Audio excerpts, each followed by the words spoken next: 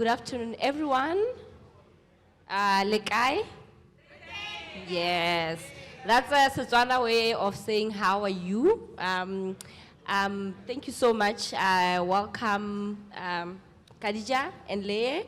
And massive congratulations on the work. I really, really, really enjoyed reading both of your books. I have to confess that I don't read enough speculative material, but I think I've been fully converted now. So let's get into it. I've got a few questions, and then I'll give over to the audience. I think I had a chat with both of you, and my first question to you was, it's a lot in your books. I'll start with Leye. You know, both fiction, magic, science, thriller, speculative. Do you have a genre for this? Is that how you describe your book? Yeah. Is that? No, I said in terms of from a genre perspective, I found a few things, you know, both the speculative thriller, magic, science, a bit of tech in there. So I'm asking in terms of genre, did you have a theme or you just went to the flow? Let me just check if I understand. You're asking what's the genre of the book? So, because I am probably, I've done a lot of crime fiction, even though my short stories have always been similar to the book. When I sent this out to people, to my first friends who read it, they weren't sure what it was. You know, some people thought it's a thriller, some people thought it's sci-fi because, you know, there's flying saucers, some people thought it was fantasy because there's magic. So they started speculating as to what it is, you know. So yeah, speculative fiction. And you, Khadija, did you have anything in mind or you went with the flow? I think I pretty much went with the flow also. Bring it Can close. you hear me? Okay. Now? I think I also just went with the flow. And I would think it's hard to categorize this kind of fiction, even to myself as I was writing it. I just had very loose idea conceptually of what I was going to do with it. And the categorization comes later, I guess, when, for me at least it did with this project, when it came to deciding what the shelving was. But I think speculative or imaginative fiction is a pretty good, imaginative is pretty close enough. And then I'm just going to ask a few general questions that I found in both of the books before I get to the specific of the books. So I found both of your writing very emotional. Very emotional. I think at some point I was sobbing, but I just want to know, I mean, when you look at the speculative side, was it intentional so that you could put a fully human aspect to it so that people connect? I mean, in your case, Khadija, the conversation between Aisha and Habab about marriage and how, you know, it went down and up and so consuming. So was this intentional to really put heavy emotions in the writing? So do you mean that in order to use more absurd like imagery, in order to carry like heavier subject matter? I think sometimes the only way we can hear facts is through fiction. The storyteller is a liar, is the most sincere liar that there is, because they use lies to kind of build a path towards the truth.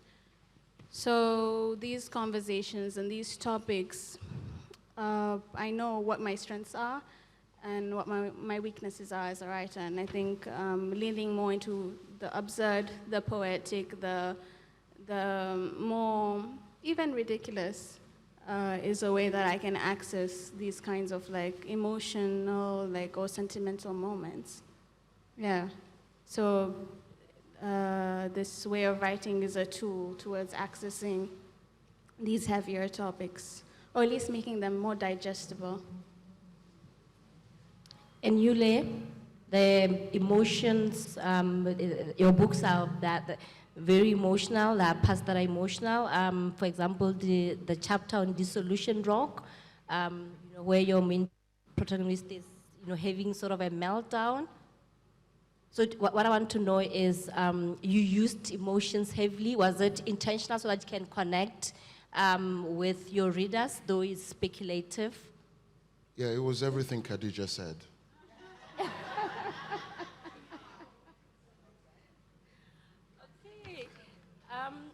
Let's talk about your book settings. I'll start with Leye. You set the book in Lagos, and I want to know if this was intentional, and if yes, what was the intention to set this great book here? Well, everything about the book was very intentional. It's a book in which a black man saves the world. We think, we're not sure. And I think, I was tired of watching movies where when aliens when they invade Earth, they always go to America. Like, why? They don't bother about other places. Many years ago, before I was born, Hollywood made a movie about the future, right? And I was watching a documentary where a black actor, talked about it and said, no, it was Richard Pryor, said, with his very beautiful flowery language, he said, look, I watched this movie, about several years into the future, and there was no black people there. That this, MFs don't see us in the future. And I think it's important that we start telling stories that centers us. So rather than fighting against, whiteness centering itself, which often is not an individual act by anybody, it's just what the world has come to accept, we might as well start, owning spaces and centering ourselves and having black women save the world, having otherly abled people save the world, like, Tondai's books, be magicians and do awesome things. So it was very intentional for it to be in Lagos because, as we all know, Lagos is the most important capital city in Africa. So I thought, I want to do this for African people and black people everywhere. And we all know that as black people everywhere, we all look up to Africans in Nigeria. So I thought I would make it about a Lagosian, an IT nerd, who's normal in every way, but also supernatural in certain ways. So that was intentional. You, Khadija, your book is set in Mombasa. Is there significance to the setting of House of Rust? What he said. But yeah, he put it really beautifully. I think not so much as creating a narrative that's, against, not so much creating a narrative that's like against or opposing the current narrative, but just to be able to write stories that are from your home, from your place. If you don't do it, other people are gonna do it for you, and then you get angry, and then now what? So I wouldn't say it's so much about owning the narrative, because I don't see myself as like the voice of my community. I'm just telling a story like anyone would. And I think the wealth of a community can be seen in how many kinds of stories we can have from that community, and if I can add to that, I think that's very important to me. And I also think when I was writing these stories, especially as a first project, where they were not set at home, where they were set in places I didn't necessarily have any real or sincere attachment to, you could feel the hollowness, of the soullessness of the story. So I think I really needed, for a first project, to actually be from home in order to mean anything to me. Yeah. I think just a follow-up to you, Khadija, on the House of Rest was you centered women a lot. And Aisha is younger, but you do a 3-generation, her mom, and her baba. So I want to know why was it so critical, maybe for you in your first project, to center these 3 generations of women in the story in such a manner, in such an emotive manner? I don't know if that was necessarily intentional, but women are important to me because I myself am a woman. I'm from a society where we have a certain, the way society is constructed is different because it is gendered. And so you're always in these spaces where the wisest person around you is a woman, and the person you take direction from is a woman. And I think it was important for me to kind of write a story where the women already mattered to me, but I wanted to write about them, I guess. And then to you, Leye, I think I read one of your interviews. I can't remember the publication. And one of the things that you said is, our writing is, across the continent is very literary. I don't know if you still hold the same views. And I just want to know, in terms of this, the beautiful side of the moon, were you excited to be sort of contributing to this body of work that is speculative and not really linear, in the way that we are used to African or books from the continents to be written from? I'm not sure what publication it is, but often, things are taken out of context. So I do know that I hold the view that for a very long time, a lot of publishers, especially Western publishers, wanted literary fiction from Africans for God knows what reasons, but we're very good at it. Just look in this room, look how the books have been featured. We are excellent at writing literary fiction. That said, we're also amazingly good at writing sci-fi. Before I was born, there was sci-fi in Africa. Magical realism, before I was born, we were writing that. The book itself was partly inspired by Amos Tutuola's The Palm Wine Drinkard, and I think it's one of the most important works of fiction ever done, right? So that might be what that is about. So I wasn't saying, anything very interesting about literary fiction. In terms of contributing to the body of work, I'll accept it, even though my driving reason for writing it was to make money, so. Okay, and I think just the other thing that I see as a commonality between both of your books is just the, I don't know, you'll give me the words, the homegoing, where both, Mr. Magic finally gets to fully know who he is, who his mother is, because I also found that, I was so like, oh, okay.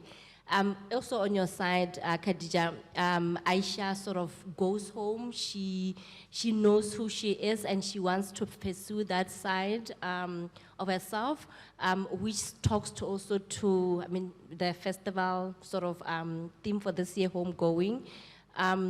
Why did you see the need for these characters to get to that point of going home and fully exploring who they are, because they were just normal people at the beginning, but they had this super magical powers?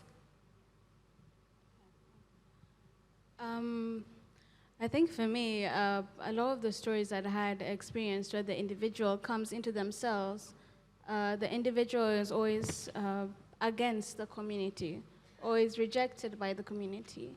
Or there needs to be a separation between, or the individual and the community themselves are kind of in conflict, that there's no space where, or my experience of that in terms of story, there are very rarely spaces where community can serve the individual and the individual can serve the community without losing that individuality. So it was important for me that Aisha goes through this change, but that she comes back and she works that change out with her community, and that she is not rejected and she does not reject the community. Throughout this journey, she is finally able to learn how to accept the love the community gives her. And the community also learns to accept who she is as a person.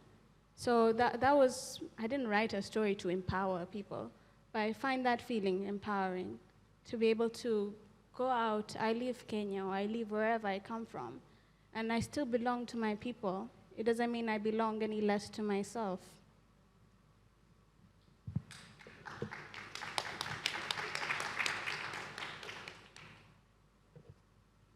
Yes, so Osaretin also goes on a journey, is a normal IT guy in Lagos until Brother Moses, this man with a funky afro, comes into his life, you know, first by sending him in a letter, inviting him. Yeah, I'm reading it. It's very exciting. Thank you. Thank you. Yeah. I'll tell my dealer.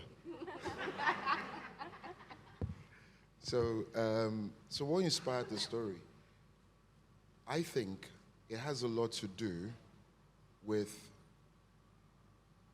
the flavors of incense I surrounded myself with when I was writing it, the chemicals that got into my body while I was writing it. What chemicals? Oh yeah, well, for example, I decided to be very clean when I wrote it, so I decided to only have fruits, fermented grapes to be precise. And I also learned that evil spirits do not like smoke, so I decided that I'm not just going to fumigate around me to get evil spirits away so I can tell the stories truthfully. I decided that I also needed to cleanse my insides. So, tobacco is not good for you. Please don't smoke cigarettes, it'll give you cancer. But I found alternatives to tobacco that you can inhale. And my essential worker during the lockdown, I do a joke, I call him my dealer. I told him what I was trying to achieve, and he told me the particular strains of the herbs that I needed to consume, and that really shows in the book. Yeah. So the herbs also give you writing superpowers? No, I don't think so. You know, I was watching. I was there with Lady Okafor watching. You know, and she talked about how. I think the summation of it is what we sometimes think of as superpowers that we discover through medication, through things that alter our consciousness. I took from that the superpowers are within us, you know, so I was flying when I was writing it, and some people might say, well, you were high. Yeah, I was high, above the ground, you know, and you will really see it in the writing. No, I did. I mean, you're operating from a high level, so I believe that. And because they tell you, it's a very hackneyed thing to say. They say, write about what you know. And I know Lagos. But after I did the right preparations to be able to really get into the world of this story, I got to know the moon, which is why it's called the beautiful side of the moon. You know, astral travel is a thing. I went to other dimensions. I met people like Titus. A story was invoked today by Lady Okafor. You can get that I'm trying to claim proximity to her work. I think I'm sat on the very chair she was sat on, but anyway, that's besides the point. She talked about, you know, this folklore about people who get into a cab and then they'll see someone drive in it, and then after a while it'll turn into a cat, and they'll be like, oh no. That happened to me in university. You know, you'd come out of the hostel at night, and down that way to the bathroom at the end of that corridor is dark. Down that way is dark, and people have been telling you about people that go and study for exams at night, and then they drop their pencil, they want to pick it up, and the people don't have legs that are around them, and stories like that. So I decided, I don't want to see something, so I'll pee over the balcony. I was on the second floor. Yeah, I know, I was young. But the very next day, one of the women in the buttery said to me, "Are you the one that peed on my head last night?" But I only remember peeing on a cat. The cat squealed, That is why, in my book, there's a cat that talks. Yeah, I was just having a chat with Khadija because I was gonna get to the cats. That also one of the commonalities in your book is the cats. Hamza features prominently in the House of Rust, and right at the end of the beautiful side of the moon, there is a black cat. So let's talk about okay. Leye has done his cat story. Tell about what inspired Hamza, because I come from, in Setswana culture, like a black cat is a sign of omen. But you, in the House of Rust, Hamza is a black cat, but it's such a gentle assistant to Aisha's discovering who she is. Please tell us more about. I'm more interested now that there's a cat. So, yeah, it's a nice spoiler. But I'm okay with that. It's okay. But no. All right. Anyway, cats. Yeah, there are demonic connotations about cats in coast, especially Mombasa, Pwani, the coastal area of Kenya. I think people are frightened of cats. They think they're evil, but the fact of the matter is that cats are everywhere in the coast. You will step over one if you're going to go eat at a restaurant or something, most likely, or you're going to go have shakiki, which is like meat on skewers. There's going to be cats around there. So I realized that I had no feeling of menacingness. It's almost like having what's it called? When you have like a mascot. I think Americans have mascots for their football team. The cat and the crow are so representative of coast, as annoying as they are sometimes, that even their annoying qualities are lovable to me. And I find it interesting. The cat itself decides where to go. It belongs to no one. It decides who is going to love it and how it will be loved. And it is, in some ways, it's a nomad. It's always on a journey. You can't keep the cat. So I wanted to write about a talking cat, where it knows more than you know, because it makes sense to me for cats to know more than you know. And I've had experiences with cats and with crows that show me they know more than I know. Yeah. Do you want to say something about that's cats? very true. And people don't realize this. I'm sure there are dog people and cat people and no animal people in the house. However, one thing you don't know about cats is that we think we domesticated cats, but they actually domesticated us. They did. When a cat brings dead mice or whatever and drops it in front of you, it's telling you, stupid thing, this is what to feed me. It's trying to teach you. Cats mimic the sound they make, right? That meow. They don't do it in the wild. They do it because they know it sounds like a baby crying. I'm not even making this up. I make a lot of things up. But this one, I'm being serious, right? Cats own us. And your book came out in February, I think. Was it? October. October, yeah, right. Last year. Yeah, last year. I'm not going to say I read it. It's okay. And then I decided that, talking cat, well, it's possible. I'm glad. So I think Leye has talked about his writing process and how he surrounded himself with different kinds of people when he was writing the beautiful side of the moon. But you, Khadija, in the last parts of the book, you equipped that you actually wrote the story and it was your secret and you didn't want anyone to know right up until the story had been written and you were able to share it. So why did you keep it secret, or is it part of your writing process, or, yeah?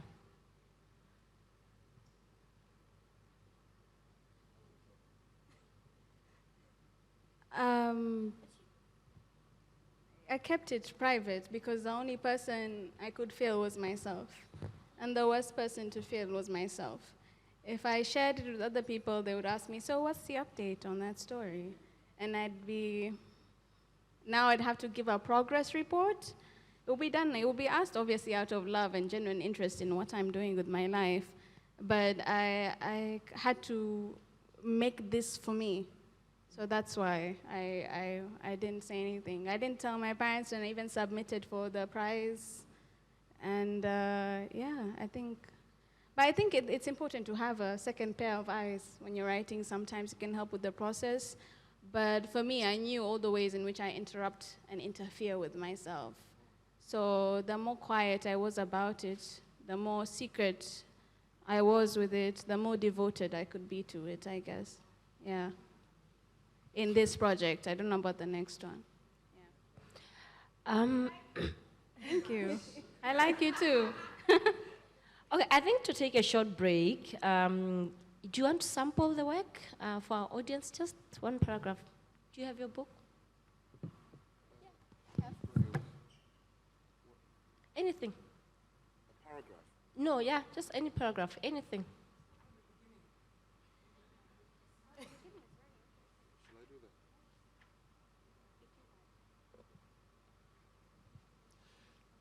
Khadija thinks I should read the beginning. She thinks it's very good. Khadija knows what she's talking about. She's an award-winning writer.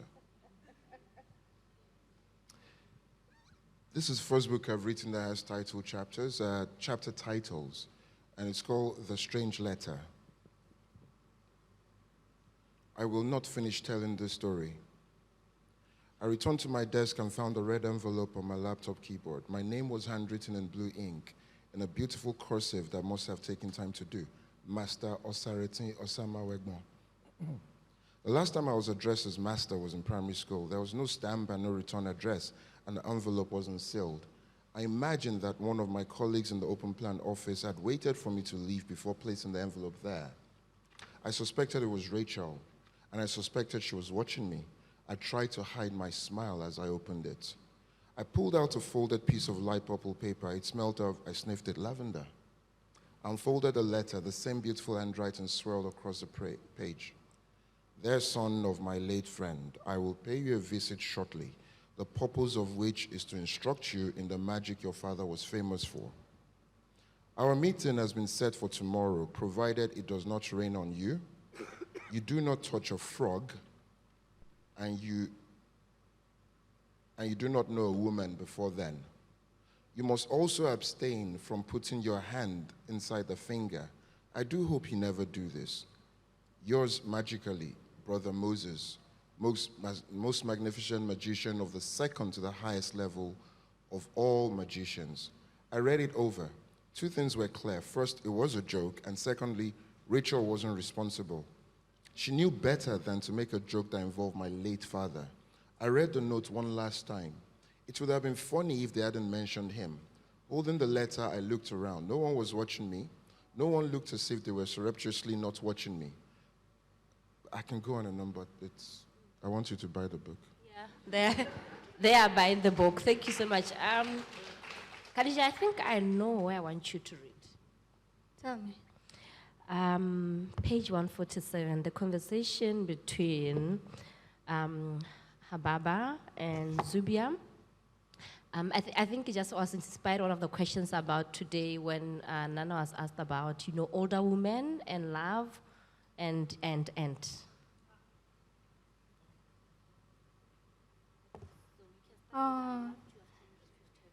Okay, where do you want me to read?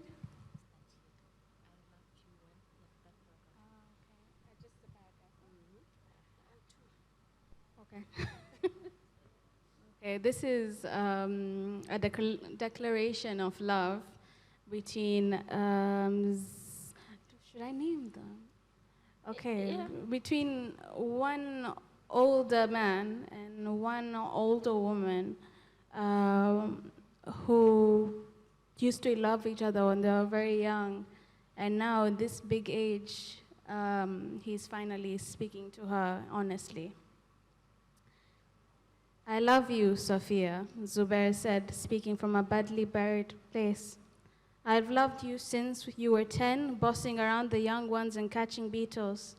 I loved you when you loved your husband, in Old Town, in Kibokoni, on land, in the sea.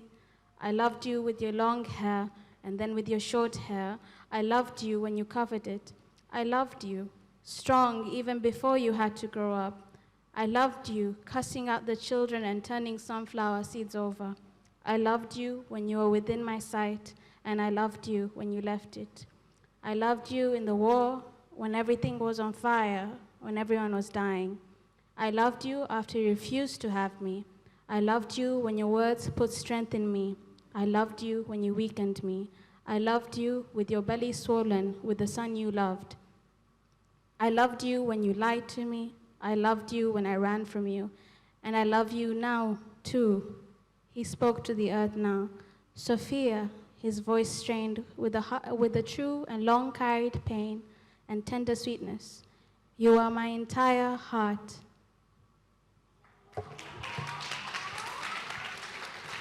So,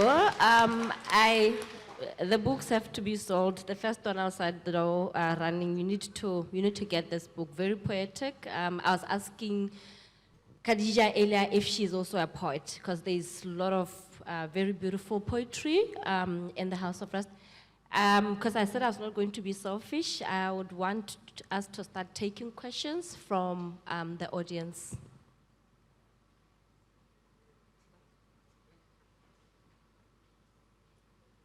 Questions? The mic is here. For example, you might want to know where to buy the books. And we have a deal going on today. We're giving away 2 for the price of 2. It's coming up to December, and it'll make a good Christmas gift, both of them. There's 2 a for question 2. there. 2 for the price of 2. Oh. Great deal. Yeah, go on, please. I am Sonde Said. So my question is, at a point in time, have you ever felt accountable for the society or for yourself? It is a double-faced question, actually. The first phase is, do you write because of what the society wants, or you write because of what you want to write?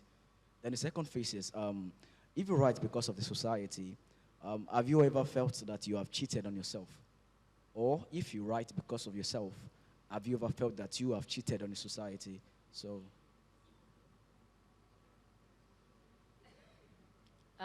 yeah. Okay, I think, yeah. Oh. Yes, you can start, Khadija. Okay. Whilst Leye is posing for pictures. I'm just trying to think of a question and an answer. Okay, let me answer. So, okay. Actually, that's something I really struggle with.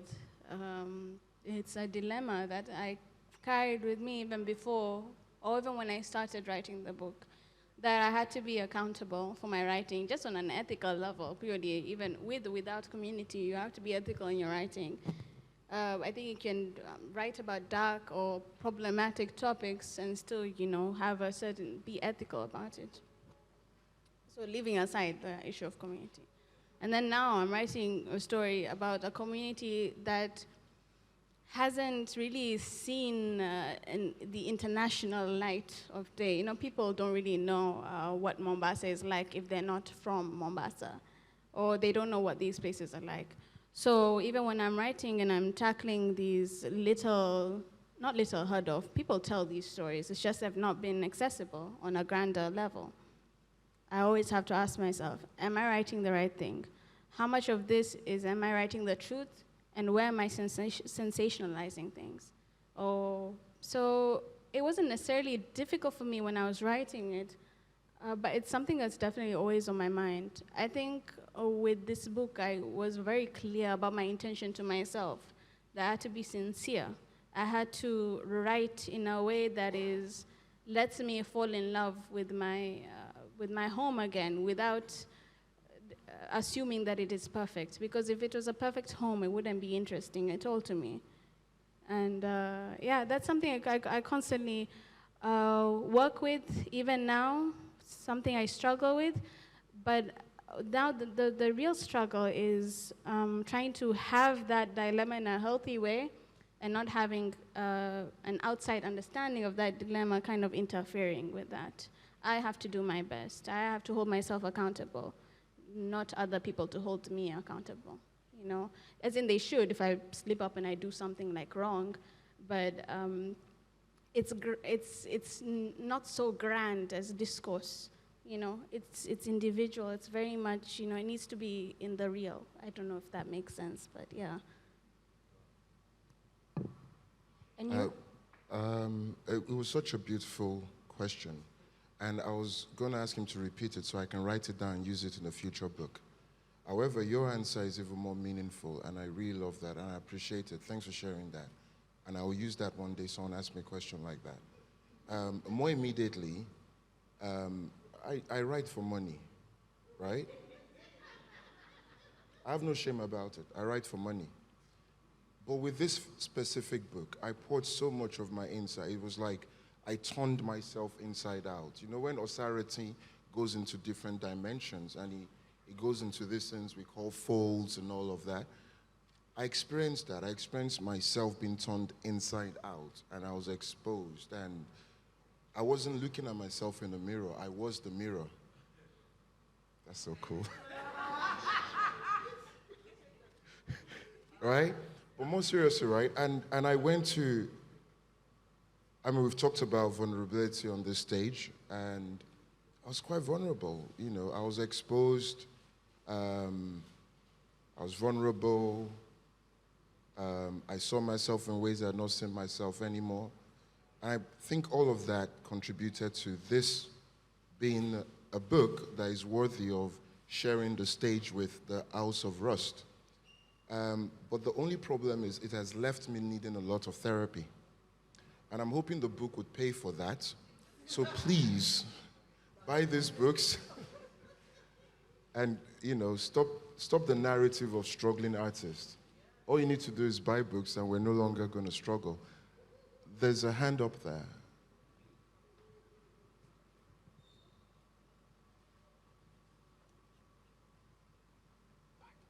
Hi. Hello, hello. Yeah? Okay, hi. Don't worry, we'll buy the book. Promise. No, I wanted to know about your relationship with non-human creatures, non-humans, right? Because you both have cats in your stories, if I'm not wrong. So I want to know what do they bring? What does the animal kingdom brings to your story or to you? Why did you feel the need to include these creatures who live among us? And I can extend that to the natural world, the environment maybe. It's just I want to know what animals mean for you. May I go first? All right, I'm going to go first this time because Khadija is going to say something very deep, and I don't want to mess it up with something shallow afterwards. Why do we have animals? Not just animals. I mean, I've got multidimensional beings. I've got, there are creatures in the book that you cannot describe. What if I told you that there's a shape that flies, right? Or a color you've never seen? It's all in the book, not in those words, but these are things I encountered when I was writing the book. So I didn't decide to put a cat in the book or to put aliens in the book or to put other beings that we don't really know what they are. They chose me. And I think it has something to do with the chemicals I surrounded myself with to cleanse my spirit before writing. Now we're going to go for the serious answer. Your answers are really good, so don't be so hard on yourself. I'm not being hard on myself. I'm owning my madness. You know, Right. It's a lot of vacuous nonsense, but it's fine. I could listen to you for hours, to be honest. Thank you very much. For me, cats have always been part of my life. Animals have always been part of my life in general, whether they're in the sky, on the land, in the sea, and to me, it's fascinating to kind of understand there's a whole world, and it's not apart from you. It's not separate from you. You're living in it. that you're not aware of. And not necessarily to make it all fantastic or that, you know, it's so implausible. I need it to be a plausible world because I believe in it as a plausible world. I believe the crows have their own language. I believe that, you know, animals have a way of understanding the world that we do not necessarily know, nor do we need to know. I think that is one of the things that I was interested in exploring in the book. There's only so much you can know and only so much you can do with what you know. So instead of agonizing over what we don't know, we can just try to live honestly with what we do know. And I enjoyed having animals in the book. All kinds of animals, because I enjoyed the idea of Mombasa having a very complex kind of society underneath the society that's already existing, and how the animals interact with the information that they have about Mombasa that we do not have necessarily, yeah. That is so powerful. Unfortunately, I live in London. Now, the streets of London are infested by foxes. They know every source of water. They need to survive. So if you want to find water, if you want to find a leakage or anything, just follow the foxes. They'll lead you to water. They know more about the city than we do. I just thought that was, what you said just brought that home for me. Yeah, true. Actually, when I was in UK, I used to go running with the foxes. I used to go jogging and they would be there. And I feel like trying to find these ordinary things that happen in our world and sit with them, make them fascinating, interesting to us, is fascinating and interesting to me, I guess. But yeah, that's so interesting what you said about the water. I didn't know that. Yeah, they do know where the water is. I mean, if only I could train them to find certain herbs as well that grow freely in the wild, but yeah. Okay, do you have more questions or comments? Yeah.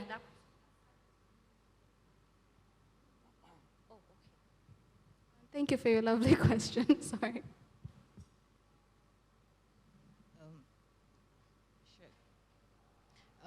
Hi, everybody, once again. I don't know how I'm always having questions. Yeah, so the way you guys talk, you know, we as human beings, we as human beings, we have this fear of, I mean, you mentioned foxes, you mentioned going running with foxes. I mean, we see foxes as a wild animal, basically. So how did you, like, conquer that fear of actually even having the courage to go running with a fox? That's a wild animal. I mean, no offense, but yeah. How did you do that? I wasn't running like together, like as in, I would go on jogs and they would be there. It's going out for morning garbage and I am going out for air, yeah. But you know, normally such things are scary, but look at me, I would stop and be like, oh, a fox is here like me. We're both, you know, we're doing our own thing. You know, it's nice to share this moment with you, I guess. Yeah, I don't know if that answers the question, if that is. There's a question here. Hi, my name is Khadija. I'd like to know a bit more about the poetry in the book, because I know you were a poet before you became a fiction writer. I'd be interested in how your transition to being a fiction writer. That's my question. Hi, James. Actually, I became a poet because I was failing at fiction. So I realized fiction requires a lot of stamina. It requires structured thinking. And poetry, you can just put sentences and words together, and you know, it's like art, or it's like music. It's vague, it's exacting. Something somewhere will mysteriously move you, and you won't know why. You know, that's why you listen to the same songs over and over again. There's something in it that relates to you. And then a song is also 3 minutes short. So like poetry is very short. So I felt like I could tackle that. I had actually given up on my fiction dreams. I always used to write poetry, but I started leaning more into being a poet because I thought I should switch up the format since I was failing at that one. And then I went back to fiction because I said, come on, I need to try again. I need to just make this work at least once, and then I can close that chapter or whatever is the next step in life. So yeah, I kind of ended up reapproaching fiction now again with the kind of training, or I guess the things I'd adapted or learned from, looking at things as a poet. And I think it really changed my style of writing, which was an interesting process. I guess I needed to go back to poetry in order to come back to fiction again. Yeah, thank you. Any other question? Okay. Juma, let me answer, even though I don't jog with foxes. But I was just thinking, that's such a powerful question, right? And that's what beautiful writing does, You don't control what people see from, what you write about and what you say. In this instance, it's something you said. But it just invoked, a very powerful image for me. Walking with wolves, dancing with wolves and all of that. Running with the foxes, yeah, well, exactly. And the powerful question for me that you asked was, how do you get over your fear of foxes? These wild animals. We all know that these wild animals, if they're not things that eat human beings, are more afraid of us. But it just made me realize that I'm more afraid of man than animals. But when I say man, I'm not using man as man, woman, whatever, male. I have never in my life come back home late, right? From London, I come down the train and I'm walking home middle of the night and I see a group of women and I'm afraid. Never. Not once. 20 women. One woman will beat me up. I'm a lover, not a fighter. 20 women. I've never been afraid. But I promise you, I see one dude. I'm watching what the person is doing. If you're behind me, I'm like, okay, where is he going? I'm listening for his footsteps. I'm doing that very ill-advised thing. I lace my keys through my fist, my fingers. Don't do that. Seriously, if man or woman, if you feel like someone might attack you and you've got your bunch of keys, and you've seen in movies where they tell you to do this, put your keys don't do that. It'll hurt you if you punch somebody like that. Instead, look for the longest key and hold it like that. If you stab someone with that, you're not going to hurt yourself. Right? It's important information and it's real. If you use the other way, you'll hurt yourself and you'll get killed. Or just carry a knife. Sorry? Okay, I think we've got 2 minutes. Actually, let me get the conversation back. Yeah, Can I okay. answer a question? Yeah. Actually, yeah, I think I was caught up on that fox imagery. You see, writers would like to exaggerate things. Say that don't trust writers. But basically, there's an element of truth. But what you said about fear, I think when you talk to me about monsters in the sea or like ghosts, those things aren't scary to me. Not because that they can't mean me harm, or they don't mean me harm, or like I shouldn't be careful when going into those spaces, but because the most frightening thing is not to be eaten alive or to be killed or whatever it is by something I don't know about. It's the things that are around me and the ways I betray myself, I think, which are more frightening and more insidious, I think. So that's why wild animals don't necessarily scare me. I won't come out of the car and say hi to a lion, but, at least I know what to expect when I do that, A human being, you can't predict them. So, yeah. We've got 1 minute. I've got final questions. A final question to both of you. So with you, Leye, not so much with Khadija, but I felt like we need to know, the next, how does it look like for Mr. Magic, and after discovering all, is there potential for a squill? I'm just asking, could be a yes or no? Yeah, there's going to be a series, but I'm currently working on another crime fiction novel that I've promised people, I'm going to send it out to them. So I'm a crime fiction writer originally, and you might wonder why am I writing sci-fi, right? Well, I looked at Nnedi Okorafor, I looked at Tomi Adeyemi, I saw Mohale and the things she's doing, and then Khadija, and I thought, what a woman can do, a man can take credit for.